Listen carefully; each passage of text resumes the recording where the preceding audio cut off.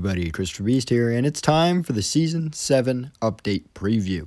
It's finally out of NDA, which means it's finally time for me to talk about it.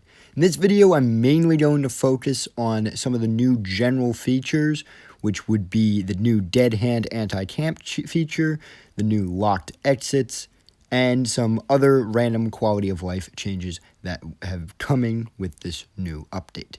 I will be making some other videos within the next 2 days about the guns as well as the battle pass. Just the only reason it's not going to be in this video is that I need a little bit more time to fine-tune and perfect those videos. So let's get straight into this. The number one change in this new update when it comes to encounters is going to be the change in loot.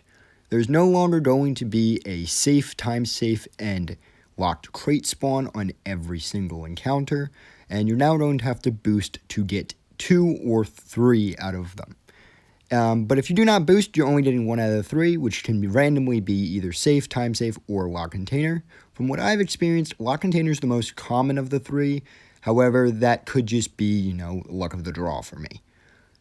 Moving on to the next feature, we have the brand new Dead Hand Anti-Camp feature. This was something that a lot of people were really afraid of when they heard the announcements about this. They were very afraid this is going to be something that, is going to be unrefined and is going to just start randomly blowing people up on the map.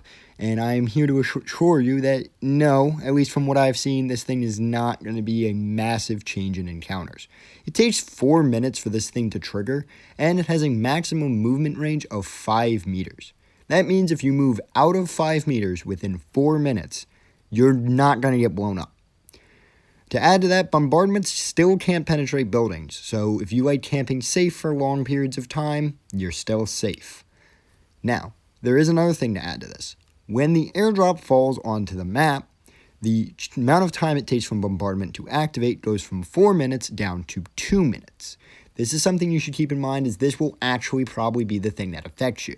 I think the 4-minute regular timer isn't going to be a big issue, but I do know of many occasions in which players have just sat at airdrop for more than 2 minutes, most likely to avoid getting third-person peeked and shot to death. Just keep aware of what's going on, or else you may end up getting flattened.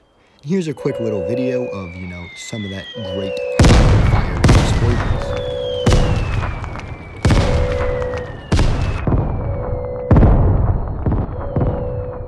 I have to cover is the brand new exit locks. Exits on random maps may now occasionally be locked. You will have to go up to these things and pay a certain amount of materials in order to unlock them, thus making it possible for you to use the exit. This is a really cool system, and you also have to keep in mind that some exits will lock behind you, meaning after you use them, they'll lock behind you. This is also a very important system because if you're chasing after somebody to exit at the end of the encounter and they run into an exit and it locks behind them, there's a very high chance you're going to die from radiation. I think this is a good system in general. While it won't change gameplay that much, it's just going to make the game just have that much more difficulty and that many more random little, fun things to interact with. Moving on from there, Fist Fabrique is finally back in the game, and while I don't have much footage, or actually any footage of the map, because I was not lucky enough to be able to get on during the times that it was in rotation, it's going to be great seeing this old classic come back. I can promise you I'm going to have a couple lore and theory videos dropping very shortly about that map. The final thing to mention on this new update is the fact that now when you equip guns, you can also equip large amounts of ammo automatically with the guns, as shown here. This is a cool little, quality of life update thing. It's not going to be changing anything, but it's just going to make it so that way if you really want to grab a loadout very quickly, you can now do so even quicker. Also, I forgot to mention, and this is me editing in post-haste, they changed the encounter image for Anakin. It now looks like this. It's nice. I have no objections. I think it's nice.